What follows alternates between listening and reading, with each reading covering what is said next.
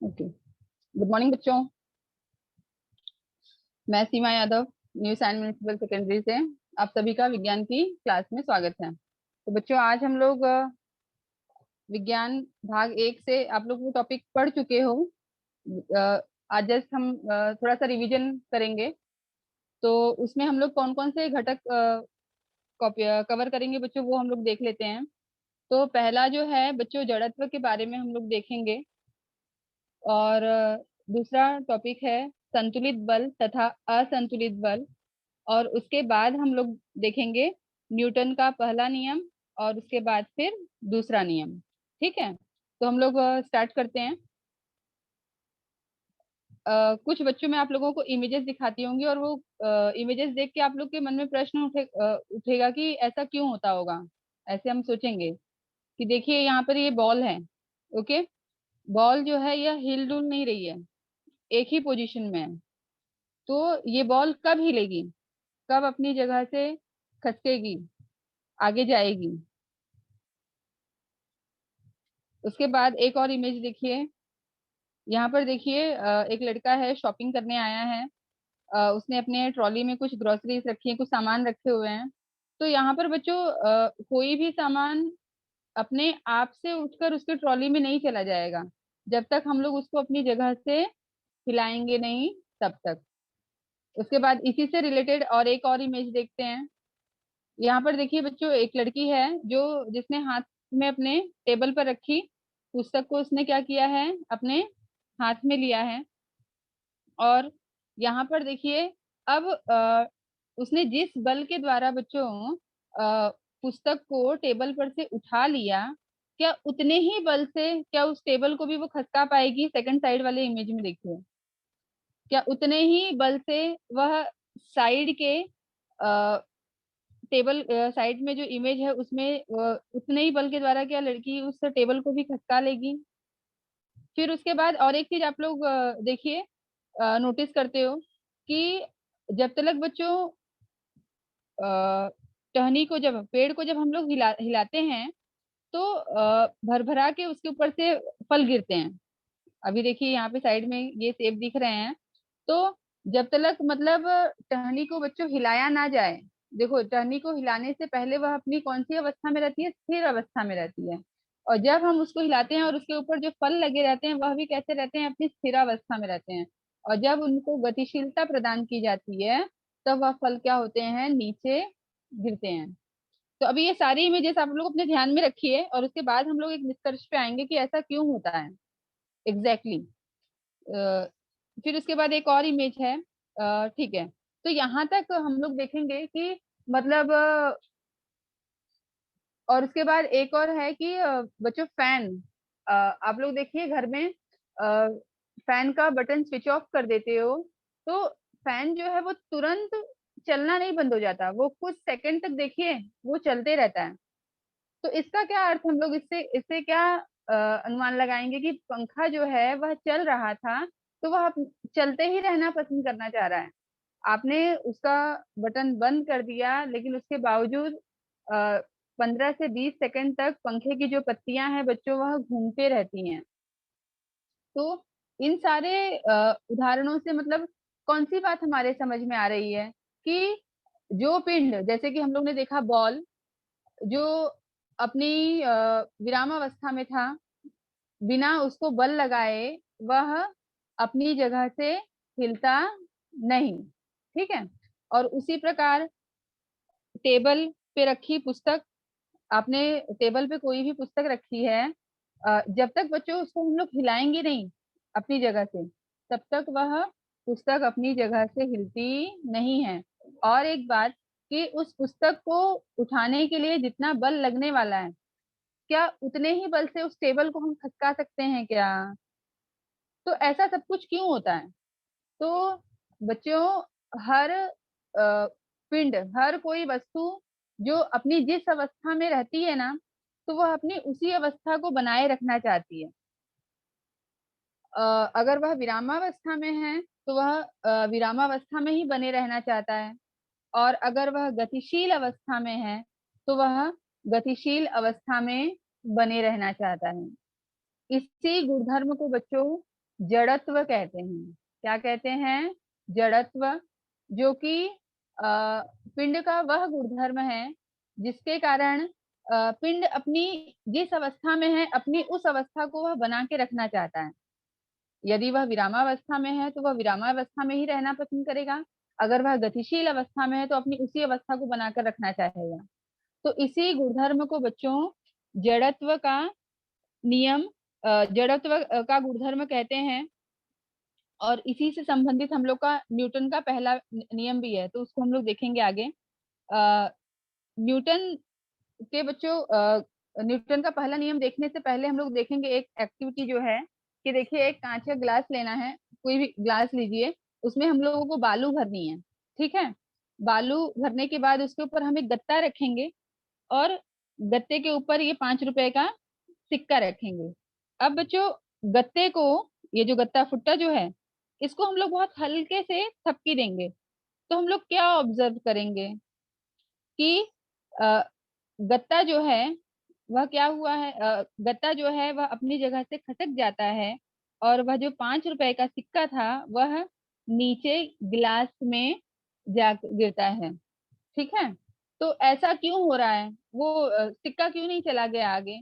क्योंकि बच्चों, 5 रुपए का जो कॉइन है यह विरामावस्था में है और वह अपनी उस अवस्था को बनाए रखना चाहता है, इसीलिए वह गत्ता खिसक जाता है और ये 5 रुपए का जो सिक्का है बच्चों वह गिलास में गिर जाता है। तो इस तरह से मतलब यहाँ भी हम लोग क्या देख रहे हैं? पिंड के जड़त्व का गुणधर्म देख रहे हैं कि जड़त्व क्या होता है बच्चों, कि पिंड का वह गुणधर्म है जो पिंड को अपनी उसी अवस्था को बनाकर रखने के लिए बाध्य करता है। बाध्य करना मतलब वह कोई भी वस्तु अपनी विरामावस्था या फिर गतिशील अवस्था को बच्चों बनाकर ही रखना चाहती है। ओके। आगे हम लोग देखेंगे कि यहाँ पे देखो बच्चों, इमेज में देख रहे हो कि एक आदमी है, वह अपनी कार चला रहा है। ठीक है, मोटर चला रहा है। तो यह जो उसकी सरल रेखा में, एक सरल रेखा में यह कार जो है गतिशील है। बच्चों, यह कब तक गतिशील रहेगी? जब तक हम लोग इसके ऊपर बाहर से कोई बल ना लगाएं, तब तक यह कार रुकती नहीं है। यह कार क्या है? यह कार जो है बच्चों, यह रुकेगी नहीं। तो ऐसा क्यों होता है? मतलब तो यहाँ पर हम लोग बच्चों पहले तो देखेंगे बल। बल क्या है? बल जो होता है बच्चों, यह ऐसा बाह्य कारक है जो किसी भी पिंड की अवस्था को परिवर्तन करने का प्रयास करता है। मेरे शब्दों का अर्थ समझिए आप लोग कि बल बच्चों ऐसा बाह्य कारक है, मतलब कि बल ऐसी राशि है जो किसी भी वस्तु के अवस्था परिवर्तन करने के लिए क्या करता है? प्रयास करता है। अगर पिंड जो है, पिंड या फिर वस्तु, अर्थ सेम होता है।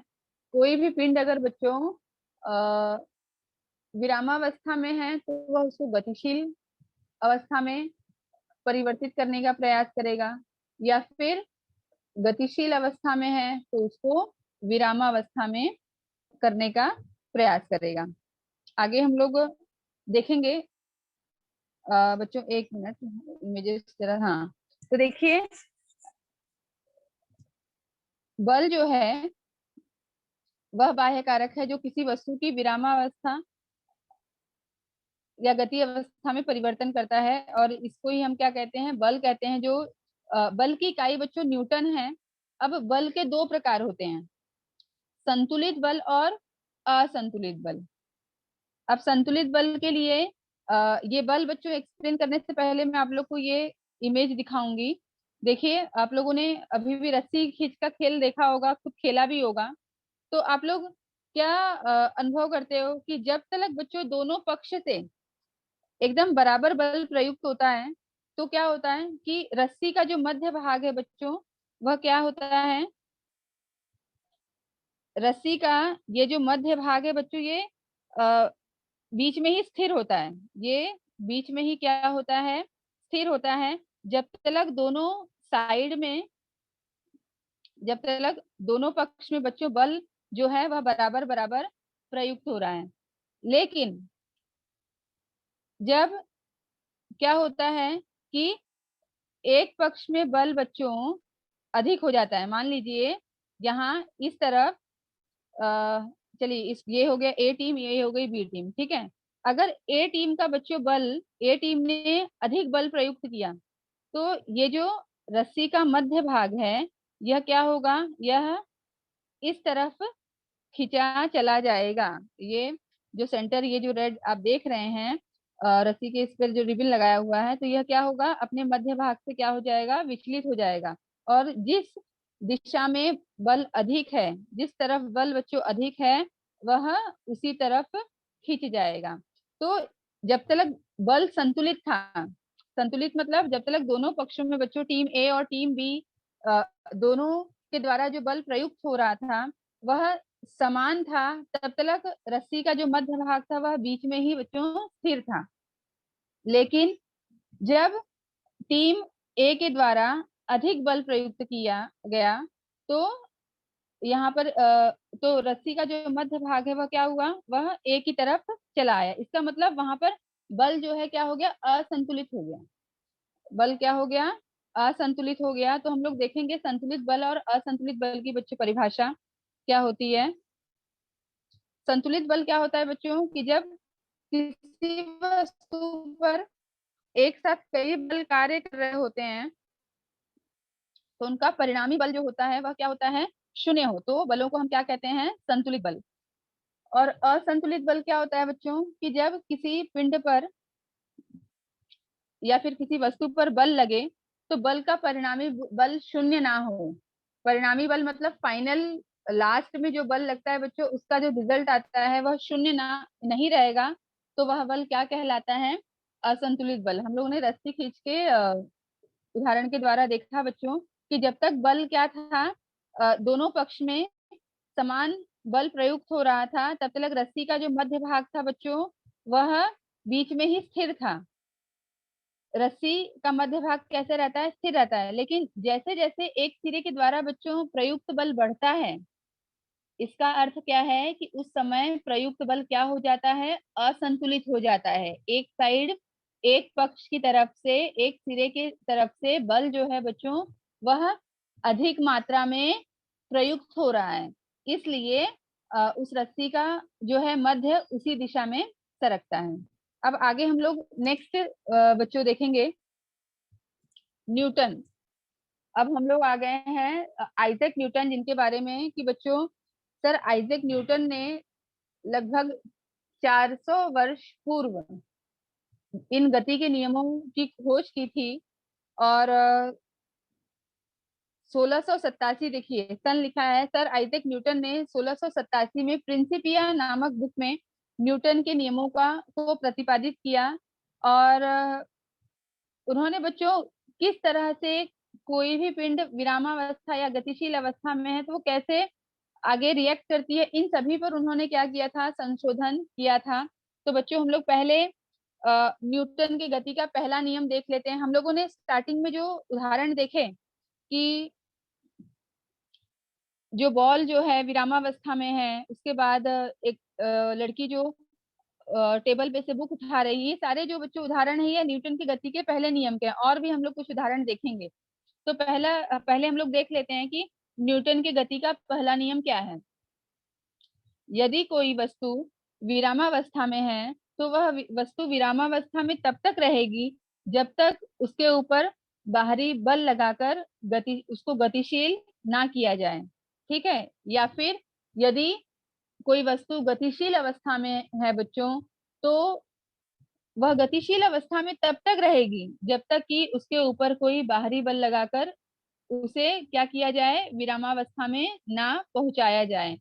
तो ये न्यूटन के गति का पहला नियम है बच्चों, जो क्या कहता है कि जो कोई भी वस्तु बच्चों अगर वह विरामावस्था, विरामावस्था मतलब वह हिलडुल नहीं रही है, एकदम स्थिर अवस्था में है, एक जगह पर बनी हुई है, तो वह अपनी उस अवस्था को तब तक बनाकर रखेगा जब तक कि आप उसके ऊपर बाहर से कोई बल ना लगाएं, तब तक। यही जड़त्व का भी गुणधर्म है ना बच्चों। इसीलिए न्यूटन के पहले नियम को जड़त्व का नियम भी कहते हैं, लॉ ऑफ इनर्शिया, कि जो पिंड अपनी जिस अवस्था में है वह अपनी उस अवस्था को बनाकर रखना चाहता है।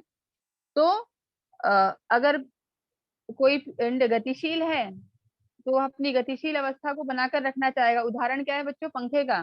पंखा देखिए, हम लोग बटन बंद कर देते हैं, लेकिन उसके बावजूद 15 से 20 सेकंड तक बच्चों पंखे की पत्तियां जो है वह चलती रहती हैं। तो ऐसा क्यों? क्योंकि पंखा चल रहा था, तो वह चलते ही रहना चाहता है। इवन आपने बटन बंद कर दिया, बट फिर भी वह अपनी उस अवस्था को बनाकर रखना चाहता है। ठीक है। तो इस तरह से जो पिंड गतिशील अवस्था में है वह अपनी गतिशील अवस्था को बना के रखना चाहता है। और हम लोग कुछ उदाहरण देखते हैं बच्चों पहले नियम से संबंधित, कि रुकी हुई रेलगाड़ी के अचानक चलने पर उसमें बैठे हुए यात्री क्या हो जाते हैं? पीछे की ओर झुक जाते हैं। क्या बोला गया है? अभी आप लोगों ने खुद ने भी बच्चों अनुभव किया होगा कि ट्रेन रुकी हुई है और जब अचानक से चल देती है तो हम लोग क्या हो जाते हैं कि अपना जो ऊपरी हिस्सा होता है बच्चों वो पीछे की तरफ झुक जाता है। तो ऐसा क्यों होता है कि देखो, ट्रेन जब रुकी है बच्चों, रेलगाड़ी जब रुकी हुई है, तो वह विरामावस्था में है, और हम लोग जो यात्री जो उसमें बैठे रहते हैं रेलगाड़ी के अंदर, वह भी विरामावस्था में रहते हैं। तो जब रेलगाड़ी अचानक चलने लगती है तो यात्रियों के बच्चों जो निचला हिस्सा, जो पैर का जो हिस्सा होता है बच्चों, वह क्या हो जाता है? वह भी गतिशील हो जाता है। लेकिन कमर का जो ऊपरी हिस्सा होता है, शरीर का जो ऊपरी हिस्सा होता है बच्चों, वह अभी भी विरामावस्था में ही है। तो इस कारण से क्या होता है कि पैर तो चलने लगे, बट ऊपरी वाला जो हिस्सा है वह अपनी विरामावस्था में ही है। तो इसलिए जो ऊपरी हिस्सा होता है वह क्या होता है? वह पीछे की ओर झुक जाता है। बच्चों आप लोगों ने ये खुद भी ने भी अनुभव किया होगा, अगर ध्यान नहीं किया, अगर आप लोगों ने ऑब्जर्व नहीं किया होगा, तो जब कभी भी यात्रा करोगे तो इस चीज को महसूस करिए। उसके बाद दूसरा उदाहरण क्या है बच्चों, कि बस में अचानक जब ब्रेक लगाते हैं, अ, बस में अचानक ब्रेक लगने पर क्या हो जाता है बच्चों, कि यात्री जो हैं वह आगे की ओर झुक जाते हैं। यात्री क्या होते हैं?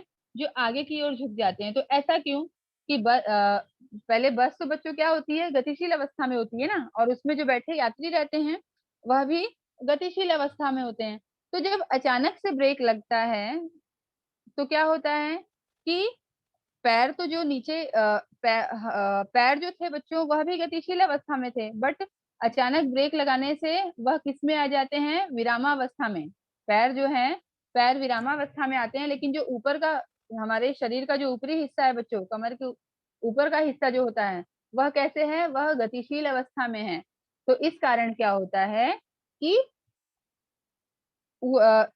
जब बस में अचानक बच्चों ब्रेक लगता है तो यात्री जो है वह आगे की ओर, मतलब शरीर का ऊपरी हिस्सा जो है बच्चों वह गतिशील अवस्था में, इसके लिए वो क्या हो जाता है? आगे की ओर चला जाता है, आगे की ओर यात्री झुक जाता है। और लेकिन पैर जो है वह विरामावस्था में आ जाते हैं। इसलिए जब हम बस में अचानक ब्रेक लगता है तो बैठे हुए यात्री, खड़े यात्री सारे ही बच्चों आगे की ओर झुक जाते हैं, क्योंकि पैर जो है वह विरामावस्था में आ जाते हैं और ऊपरी जो हिस्सा होता है वह अ, गतिशील अवस्था में होता है। ठीक है। अब आगे नेक्स्ट देखेंगे। यहाँ पर बच्चों ये हो गया बच्चों, अभी तक हम लोगों ने जो देखा वह था न्यूटन का न्यूटन की गति का पहला नियम, जिसको जड़त्व का नियम भी कहते हैं। उसमें हम लोगों ने बहुत अच्छी तरह देखा कि किस तरह से कोई भी पिंड अपनी विरामावस्था या फिर वह एक सरल रेखा में क्या है, एक समान गति से गतिशील है, तो वह अपनी उस अवस्था को बनाए रखना चाहता है। अब यहाँ पे हम लोग और कुछ इमेजेस देखेंगे। देखिए यहाँ पे आपका मित्र मान लीजिए यहाँ पर है, ये नीचे, ठीक है। तो आप ऊपर से एक जगह प्लास्टिक की बॉल फेंक रहे हैं और दूसरी जगह रबड़ की बॉल। अपने मित्र को समान आकार की प्लास्टिक और रबड़ की गेंदें ऊंचाई से डालने के लिए कहें। तो बच्चों आपका मित्र कौन सी गेंद को सरलता से पकड़ लेगा? ये आप लोगों को इसका आंसर खुद अब आ गया होगा कि इसका उत्तर क्या होगा कि वह रबड़ की गेंद को क्या करेगा? सरलता से पकड़ लेगा। उसके बाद दूसरा यहाँ पे इमेज है बच्चों कि अ, आपका मित्र है, वह एक गेंद को, आप पहले उसको बोलोगे कि धीरे से फेंकिए और फिर आप उसको पकड़ने का प्रयत्न करोगे। फिर उसके बाद उसी गेंद को बच्चों आप कहोगे कि जोर से फेंको और फिर आप उसे पकड़ने का प्रयत्न करोगे। तो किस समय आप गेंद को सरलता से पकड़ लेंगे? जब आपका मित्र जो है, जब यह लड़का जो है यह गेंद स्लोली फेंक रहा है तब, कि जब वह फास्टली, जब तेजी से फेंक रहा है तब, जोर से फेंक रहा है तब? आंसर आप लोगों को मिल गया होगा कि जब वह धीरे से फेंक रहा होगा तब हम लोग आसानी से उस गेंद को क्या कर लेंगे? पकड़ लेंगे। तो अब ये ऐसा क्यों हो रहा है? तो बच्चों देखिए कि ये जो दोनों आकृतियां हम लोगों ने देखी, इसके द्वारा हम लोग देखने वाले हैं एक टर्म जो है संवेग। कि देखिए रबड़ की गेंद का जो द्रव्यमान था वह अधिक था प्लास्टिक की गेंद की तुलना में, इसीलिए आप वहां पर उसको क्या करते हैं? आसानी से पकड़ लेते हैं। और फिर यहाँ पे वेग, देखिए दूसरे जो चित्र में था हम लोगों ने वहां पर वेग का गुणधर्म देखा कि जहाँ पर बॉल को आसानी से फेंका गया, वहां पर हम लोगों ने उसको आसानी से पकड़ लिया। तो अब हम लोग बच्चों देखेंगे संवेग क्या होता है। यह न्यूटन के दूसरे नियम से संबंधित है बच्चों। न्यूटन का गति संबंधी दूसरे नियम से संवेग यह टर्म जो है यह रिलेट करता है। देखते हैं कि पिंड, वेग और द्रव्यमान के गुणनफल को हम कहते हैं बच्चों संवेग। कोई भी वस्तु है वह कितने वेग से, और उसका द्रव्यमान बच्चों, द्रव्यमान कितना है, इन दोनों का जो गुणनफल है वह क्या कहलाता है? यह कहलाता है संवेग। संवेग जो है बच्चों एक सदिश राशि है। अब m का अर्थ होता है बच्चों, m जो होता है यह क्या होता है? किसी भी वस्तु का द्रव्यमान। m क्या होता है बच्चों? किसी भी वस्तु का द्रव्यमान। और जब वह उस पिंड के वेग से उसका गुणा करते हैं तो हम लोगों को क्या मिलता है? एक नई राशि जिसका नाम है संवेग, जिसको कैपिटल P के द्वारा डिनोट करते हैं। अब आगे हम लोग देखते हैं संवेग को देखने से पहले बच्चों हम लोग क्या देखेंगे कि जब कोई पिंड, एक पिंड के द्वारा जब बच्चों दूसरे पिंड पर टक्कर की जाती है तो उसका जो परिणाम है वह उसके द्रव्यमान और वेग दोनों पर बच्चों निर्भर करता है। जब एक पिंड को दूसरे पिंड से बच्चों हम लोग टक्कर कराते हैं तो उस टक्कर का जो परिणाम है उस पिंड के द्रव्यमान और वेग दोनों पर निर्भर करता है। और यही गुणधर्म बच्चों, द्रव्यमान तथा वेग का गुणनफल, यही गुणधर्म जो है यह न्यूटन के दूसरे नियम को स्पष्ट करता है। पिंड के द्रव्यमान और वेग को एकत्र जोड़ने वाला जो गुणधर्म, यह न्यूटन के दूसरे नियम के लिए कारणीभूत है। और इस गुणधर्म को न्यूटन ने बच्चों संवेग के द्वारा संबोधित किया है। किसके द्वारा संबोधित किया? संवेग के द्वारा। तो अब हम लोग देख रहे हैं कि पिंड के वेग और द्रव्यमान के गुणनफल को हम क्या कहते हैं? संवेग कहते हैं। संवेग जो है बच्चों एक सदिश राशि है। अभी देखिए जो पिंड, जिस पिंड का बच्चों जितना द्रव्यमान अधिक होगा, मतलब जो पिंड जितना वजनदार होगी और जितने वेग से आएगी, अगर अधिक वेग से आ रही है, मतलब कहने का अर्थ क्या कि पिंड का द्रव्यमान अधिक है और अधिक वेग से आ रही है, तो सीधी सी बात है कि उसके ऊपर जो बल प्रयुक्त हो रहा है वह भी क्या होगा? अधिक होगा, मतलब समानुपाती होता है। तो हम लोग देखेंगे यहाँ पर कि संवेग परिवर्तन की जो दर है वह क्या होती है? वह प्रयुक्त बल के समानुपाती होती है। और संवेग का परिवर्तन जो है हमेशा बच्चों बल की दिशा में होता है। जिस दिशा में हम लोग बल प्रयुक्त कर रहे होते हैं उसी दिशा में क्या होता है, संवेग का परिवर्तन होता है।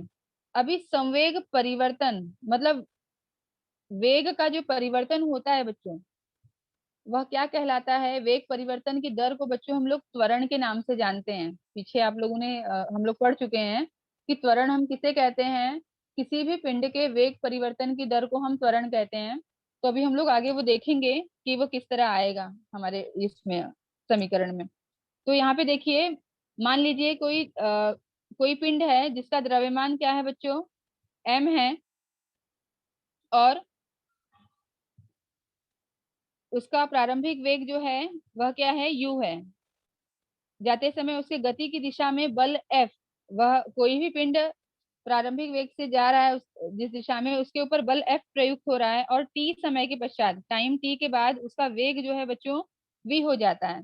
तो हम लोग यहाँ पे देखेंगे कि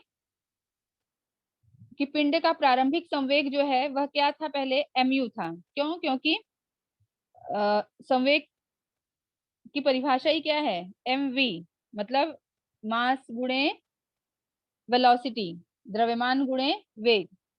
तो प्रारंभिक वेग जो था mu, उसके बाद t समय के पश्चात, मतलब कुछ समय के पश्चात वह पिंड गतिशील था, तो अंतिम वेग उसका क्या हुआ, mv हो गया। अब आगे हम लोग देखेंगे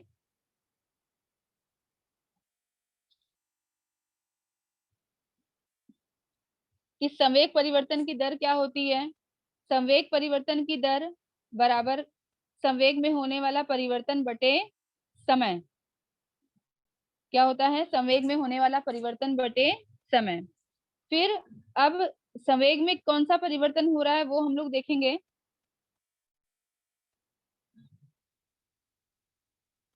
अंतिम वेग माइनस प्रारंभिक वेग, मतलब mv माइनस mu बटे t। तो यहाँ पर बच्चों m क्या है, इस यहाँ पर भी m है और यहाँ पर भी m है। m मतलब क्या है, दोनों पक्ष में कॉमन है, तो हम लोग ने यहाँ पे सामान्य के रूप में बाहर निकाल लिया, कोष्ठक में आ गया v माइनस यू बटे t। तो v माइनस यू बच्चों क्या है, यह वेग परिवर्तन की दर है। यह क्या है, वेग जाने दो, अच्छा, वेग परिवर्तन की दर है, जिसको हम क्या v माइनस यू की जगह हम क्या लिखेंगे, a लिखेंगे। a क्या है बच्चों, त्वरण है। ठीक है, तो ma बराबर तो न्यूटन के गति संबंधी दूसरे नियम के अनुसार संवेग परिवर्तन की जो दर होती है बच्चों, वह प्रयुक्त बल के समानुपाती होती है।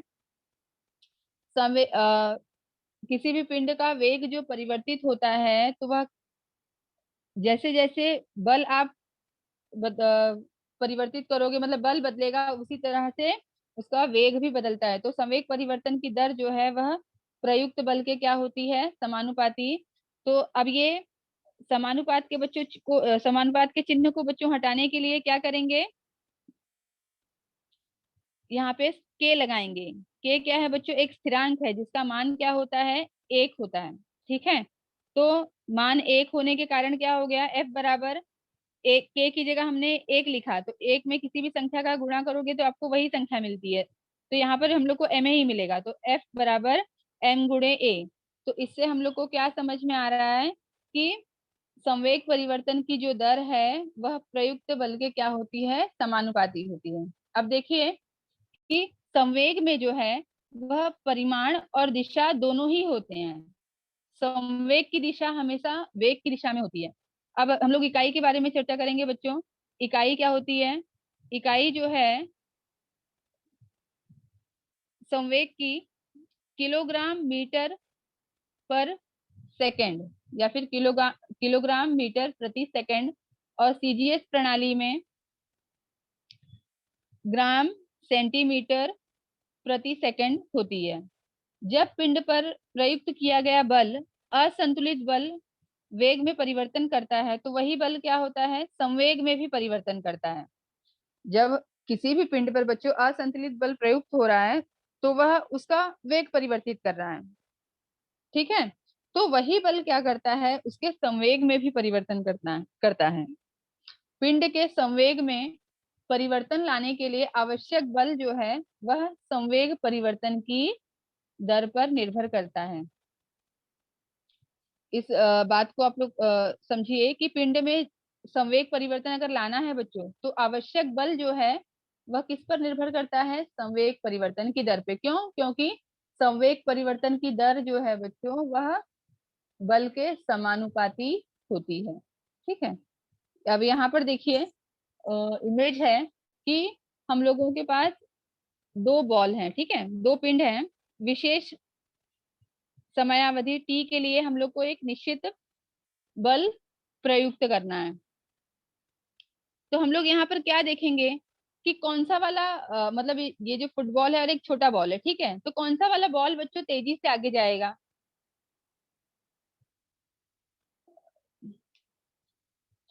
आप लोगों को आंसर मिल गया होगा कि जो हल्का पिंड होगा, जो हल्का होगा बच्चों, वह भारी पिंड की तुलना में अधिक वेग से जाएगा। तो इससे क्या स्पष्ट होता है कि दोनों पिंडों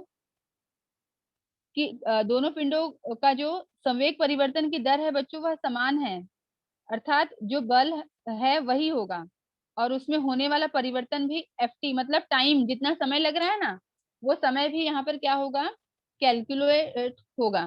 तो यहाँ पर जो हल्का पिंड है, इन दोनों पिंडों में से यह क्या है? यह भारी है, बड़ा वाला, ठीक है, और यह वजन है। ये हल्का है, सॉरी, यहाँ हल्का लिखना है मुझे, ये हल्का है। तो जो हल्का पिंड है बच्चों वह ज्यादा वेग से जाएगा। ठीक। तो अभी संवेग परिवर्तन की दर क्या होगी बच्चों? एफ होगी। लेकिन यहाँ पर टाइम, यहाँ पे ये समय भी किया गया है ना मेंशन, तो संवेग परिवर्तन की दर जो होगी वह एफ गुणे टी इतनी होगी। इससे क्या समझ में आता है कि विभिन्न पिंडों पर समान समयावधि में समान बल प्रयुक्त करने पर संवेग में समान परिवर्तन होता है। कि यहाँ पर टाइम सेम है और हम बल भी समान प्रयुक्त कर रहे हैं, तो संवेग परिवर्तन भी क्या होगा बच्चों? समान ही होता है। आगे हम लोग देख लेंगे कि एसआई प्रणाली में जो बल की इकाई है वो क्या है? न्यूटन है। न्यूटन का क्या अर्थ होता है वो देख लीजिए आप लोग कि 1 किलोग्राम द्रव्यमान में 1 मीटर पर सेकंड स्क्वायर का त्वरण उत्पन्न करने वाले बल को हम एक बल न्यूटन कहते हैं। 1 मीटर पर सेकंड स्क्वायर का त्वरण मतलब बच्चों कि अ, 1 किलो मतलब 1 किलोग्राम वजन वाली कोई वस्तु है, उसमें हम लोग 1 मीटर प्रति सेकंड स्क्वायर का वेग परिवर्तन करते हैं, तो वो जो जितना बल हम प्रयुक्त कर रहे हैं ना वो कितना होता है? 1 न्यूटन बल होता है। और सीजीएस प्रणाली में बच्चों बल की इकाई डाइन है, जो सेम 1 ग्राम द्रव्यमान में 1 सेंटीमीटर प्रति सेकंड स्क्वायर का त्वरण उत्पन्न करने वाले बल को हम एक डाइन कहते हैं। ठीक है। तो यहाँ पर हम लोगों ने बच्चे न्यूटन का गति संबंधी पहला नियम, दूसरा नियम देखा, जड़त्व का गुणधर्म देखा और संतुलित बल और असंतुलित बल।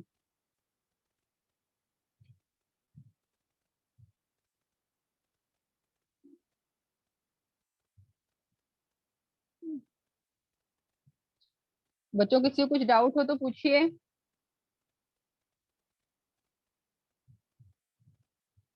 यस।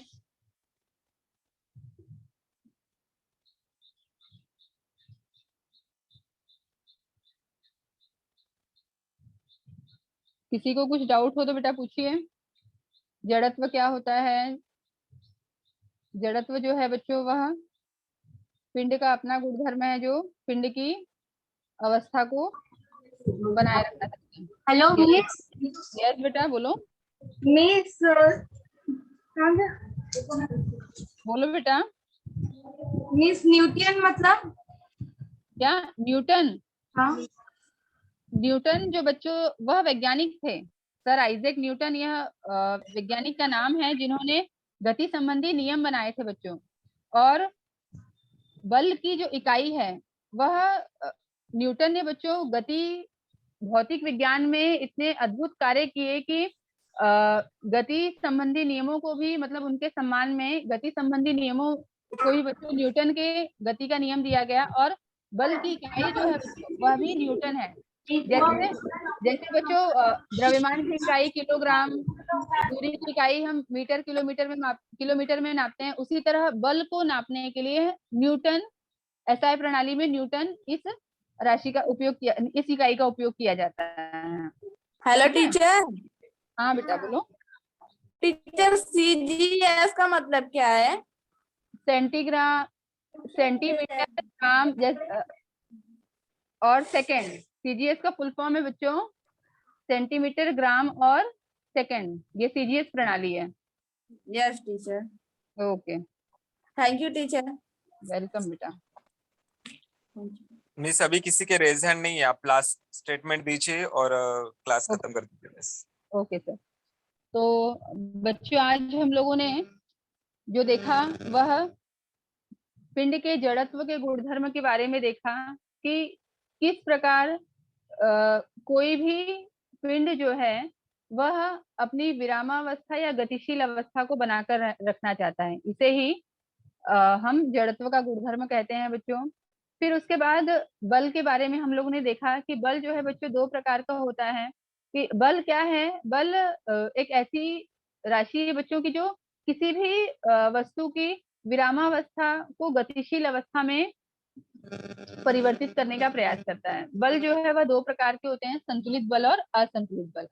और एक बात बच्चों की, जब अगर कोई भी पिंड बच्चों विरामावस्था में है या फिर एक सरल रेखा में एक समान गति से गतिशील है, तो उसके ऊपर ऐसा नहीं है कि कोई बाहर से बाह्य बल कार्यरत नहीं है, उसके ऊपर बाह्य बल कार्यरत होते हैं, बट क्या होता है कि वह सभी एक दूसरे को अपने आप में ही निष्फल कर देते हैं। तो जब तक असंतुलित बल में क्या होता है बच्चों की परिणामी बल जो होता है वह शून्य नहीं होता। ठीक है? उसके बाद हम लोगों ने न्यूटन का गति संबंधी पहला नियम देखा, जिसको जड़त्व का नियम भी कहते हैं बच्चों। सेम कि कोई भी पिंड अपनी जो जड़त्व का परिभाषा है बच्चों, वही न्यूटन के पहले नियम की भी परिभाषा है कि कोई भी पिंड अपनी विरामावस्था या फिर गतिशील अवस्था को बनाकर रखना चाहेगा जब तक कि उसके ऊपर बाह्य बल, बाहर से हम लोग बल ना लगाएं। उसके बाद हम लोगों ने न्यूटन का गति संबंधी दूसरा नियम देखा, जो संवेग का नियम भी जिसको हम जानते हैं। तो संवेग का नियम क्या है बच्चों कि संवेग संवेग जो होता है वह किसी भी पिंड के वेग और द्रव्यमान के गुणनफल को ही हम संवेग कहते हैं। और न्यूटन का दूसरा नियम क्या कहता है कि संवेग परिवर्तन की दर जो है यह प्रयुक्त बल के समानुपाती होती है, और संवेग का जो परिवर्तन होता है वह हमेशा बल की दिशा में होता है। ठीक है? तो आज हम लोगों ने इतना सब कुछ पढ़ा। धन्यवाद।